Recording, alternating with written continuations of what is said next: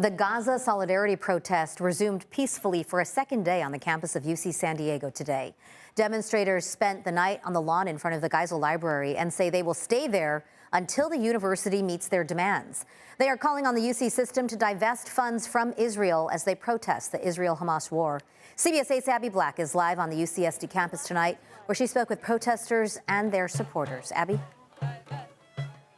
Marcella, the demonstrators have continued to grow throughout the day. We've been here all day, and it remains peaceful. You can hear a drum circle going on. There are campus police and UCSD administrators that are here on Library Walk monitoring the situation. We've talked to people who've come from outside of the campus here to support these protesters.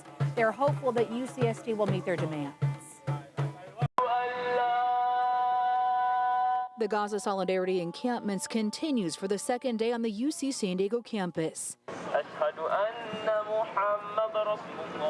The demonstrators remained peaceful as they prayed and chanted on the grass-facing Library Walk.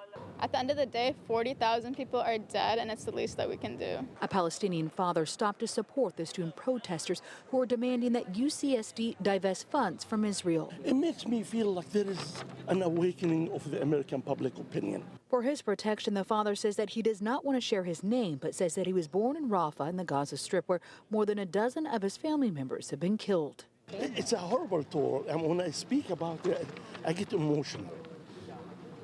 In the crowd of protesters are Jewish students and retired faculty. I'm especially horrified by our depriving people of food and clean water and medicine. Jim Rauch is joined by his Lebanese-Palestinian wife, Doris Bitar. They consider themselves lifelong peace activists and say they want to protect the student protesters. I think they're very vulnerable because the conversation today was ratcheted up by our president. While UC San Diego protests have remained peaceful, today President Biden denounced the violence between pro-Palestine and counter-protesters at other college campuses across the country. Why are we killing those people? Why are we enabling the criminals, the genociders, with our own tax money? Protesters say that they'll remain on campus until the UC San Diego administrators meet their demands. It's the most injustice that you can ever imagine.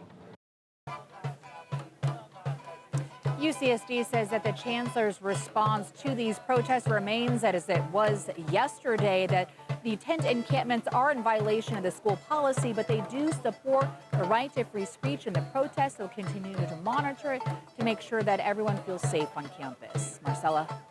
Abby, is there any sign that the UC system will meet with protesters, meet their demands, have a conversation? So far, no. At least that's what the protesters have said. But I do want to point out a time in history that many of these demonstrators have pointed to, and that was in the 1980s when there was the South African apartheid, and there was sit-ins and there was protests. And the UC system eventually in 1986 voted to divest $3.1 billion from apartheid governments. So they do believe that it worked then, and it may work today when we're talking about Israel. All right.